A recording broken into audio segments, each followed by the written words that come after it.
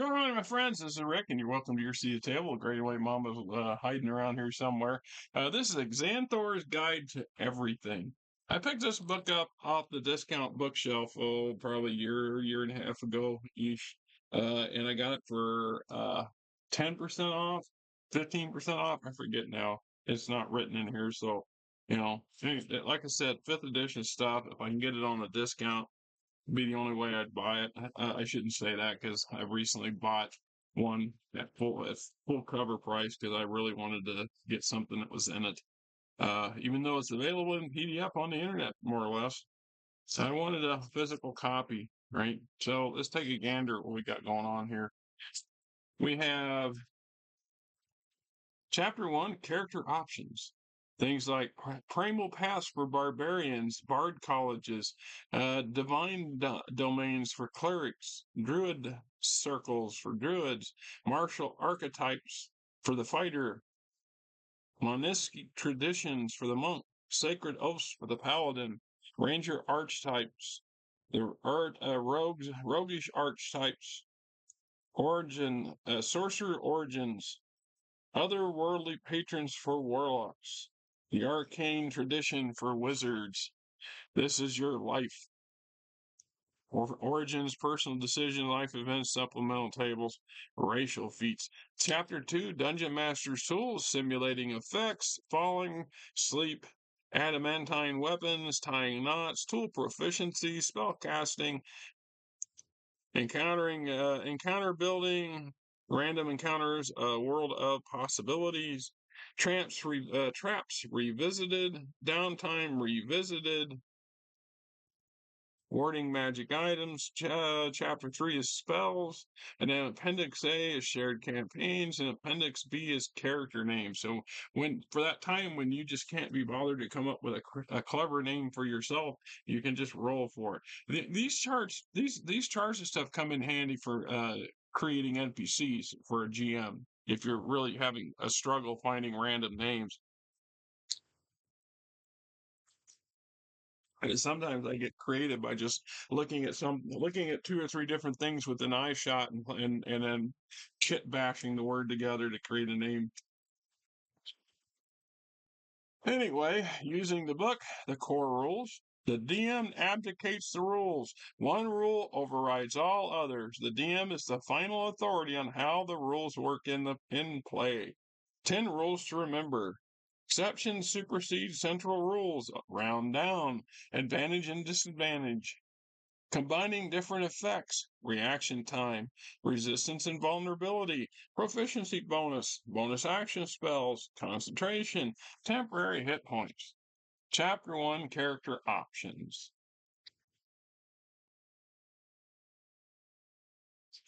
Let's see. So barbarians, personal totems, superstitions, tattoos, the primal paths, path of the ancestral guardian, path of the storm herald, and path of the zealot. All right.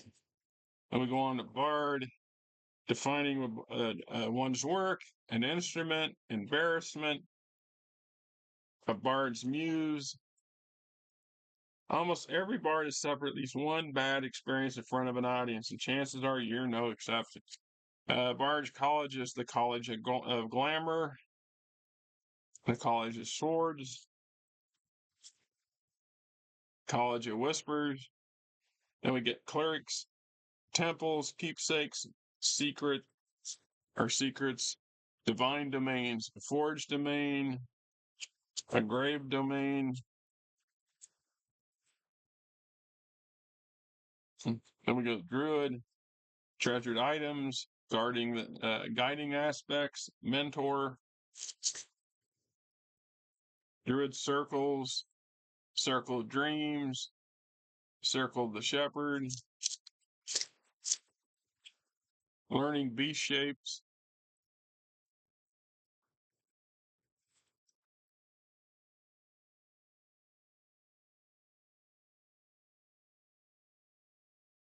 I always find that stuff interesting. Wild shape features in the player handbook lets you transform into a beast that you've seen. The rule gives you the tremendous amount of flexibility, making it easy to amass an array of beast form options for yourself. But you must abide by the limitations in the beast shapes table in that book. When you gain wild shape at second level druid, you might wonder which beasts you've already seen. The following tables, yeah, so just let you roll randomly for some stuff in case you don't have anything to work with from starter.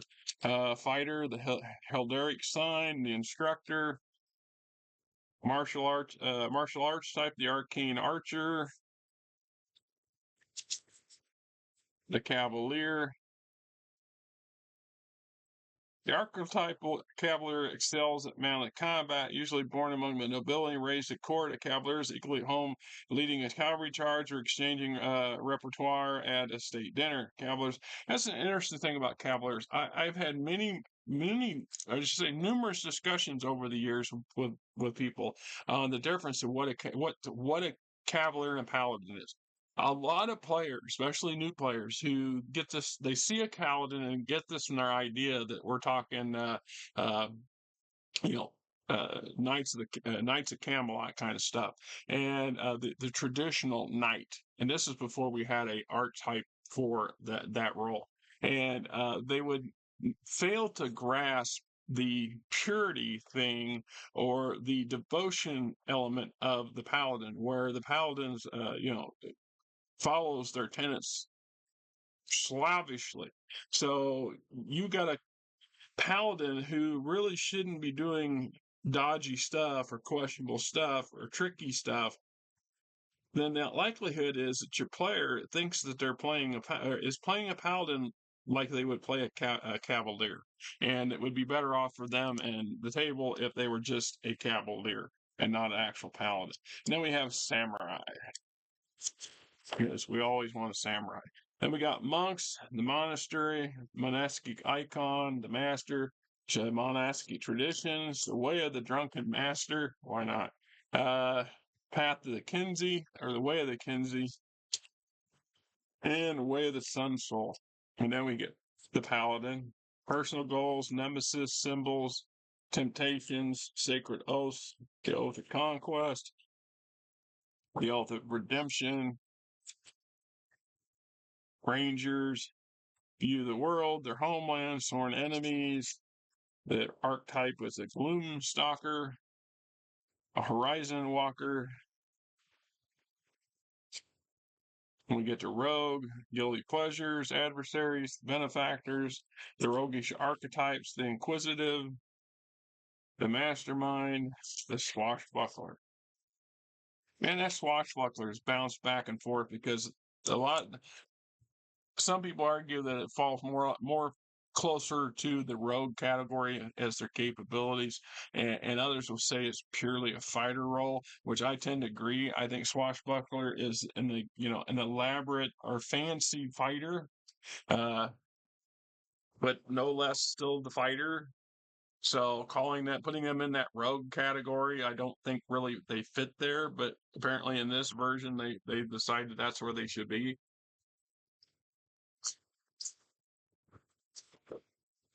It's hard to say. Sorcerer,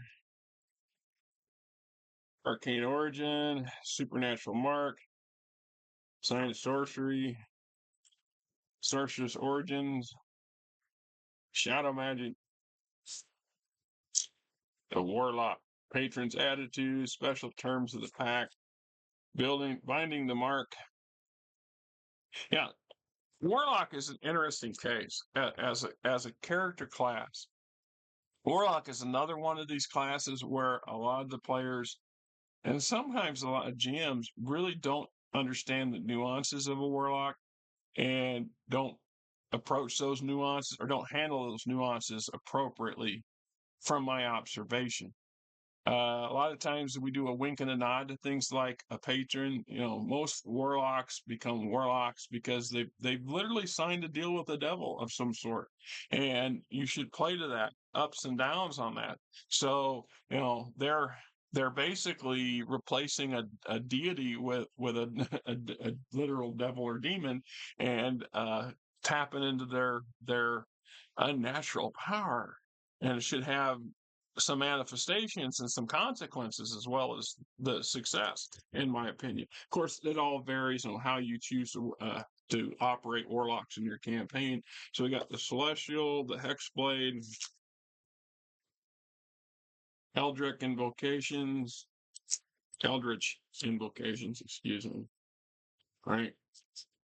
Then we get the wizard, spellbook, ambition, arcane traditions, war magic.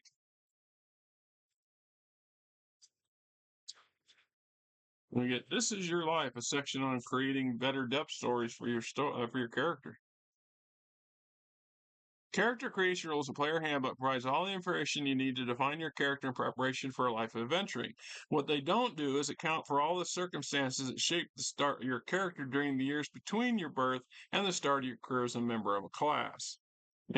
Ideas, not rules, how and when to use the tables, origins, personal decisions, life events, supplemental tables, origins, parents. So you get a bunch of charts to help you figure that crap out, right? Nothing wrong with that. Sometimes it's fun to just go in here and get creative, roll some of these things and throw them together and see. And some of the stuff that, while it says it's for a paladin, for example, could be applicable to something else. One of these other classes just as easily. So, right, racial feats. Chapter 2, Dungeon Master Tools. Simulation, simulatus effects. Most effects happen in succession. What happens when they happen together? Falling, rate of fall, sleep, waking someone, sleeping in armor, going without a long rest, sleeping in armor. How many times has your group ignored that rule? If half of the group is wearing full-on armor and they take a long rest, by all definitions, they're supposed to de-armor. Supposed to take their armor off. It's okay to have like a light chain tunic or leather jerkin or something, but it's the idea is that you sleep better and you can downtime better when you're not armored up. And the downside of that is having encounters while at nighttime, because this is where the rules say, oh, it takes you a full minute or a full 10 minutes to get that armor on. You could be officially out of the combat, the whole thing, the combat over with before you even got your boots on. So you have to learn how to cope with the fact that your tank might be not as indestructible as you think if it's caught in the right circumstances. But most tables tend to ignore that. That's one of those rules that they just kind of wink and nod at and walk away from. Let's see. Tying knots, tool proficiencies, tool descriptions. Nice list of things. Cool. Cooks, utensils, cartographers, cobbler's tools, jeweler's tools. Yeah.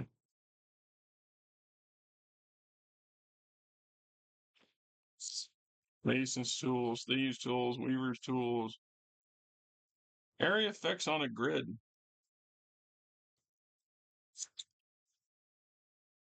Good way to show you the diagrams how some of that stuff works. Counter building.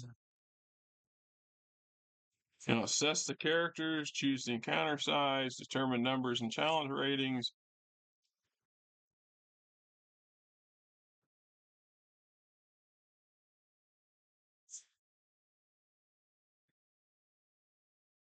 See, I don't always agree with the challenge ratings that they tend to use, because here it's saying if you have a party of 4 characters at first level, then you should only have one thing and encountering one thing at a time.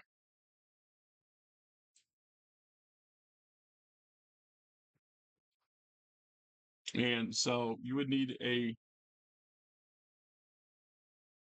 ER rating or a CR rating of 3 or 4. I don't know. I tend to just kind of tailor encounters to fit the group's capabilities and what I think is their ability to survive. The idea is to give them a challenge without overwhelming them, but you don't want to give them an underwhelming experience either. But sometimes that's just the way that rolls out. All right, select monsters, random encounters of world, random encounters. You all love or hate these things. I find them useful, but you use them with a common sense. Just because it says this is what you roll doesn't mean it should be applicable, or you need to adapt it to the scenario. Traps revisited.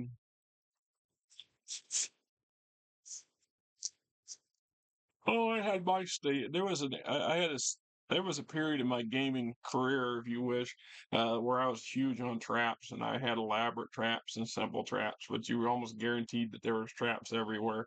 And these days, I use traps very judiciously. If they don't make sense, and don't, you know, a juvenile GM's idea of having a trap in every room and every corridor has a trap in any dungeon is, well, a challenge and fun at the beginning. It becomes annoyingly frustrating after a while and unrealistic. The fact that most traps take resources, time, and knowledge to set up. So the idea that it might be 50 damn traps in a dungeon is retarded.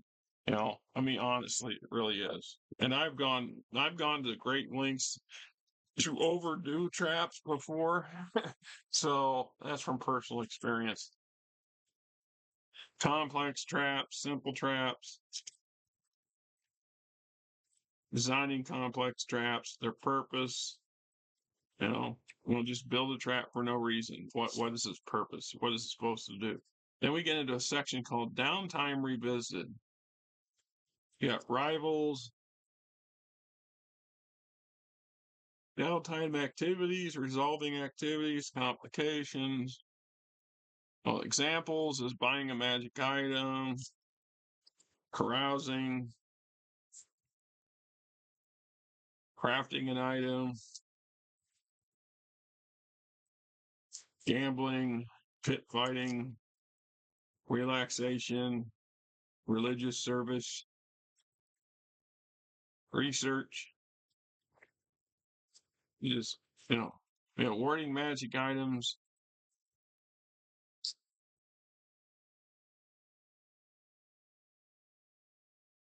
I always wonder when it comes to magic items. Do we have this?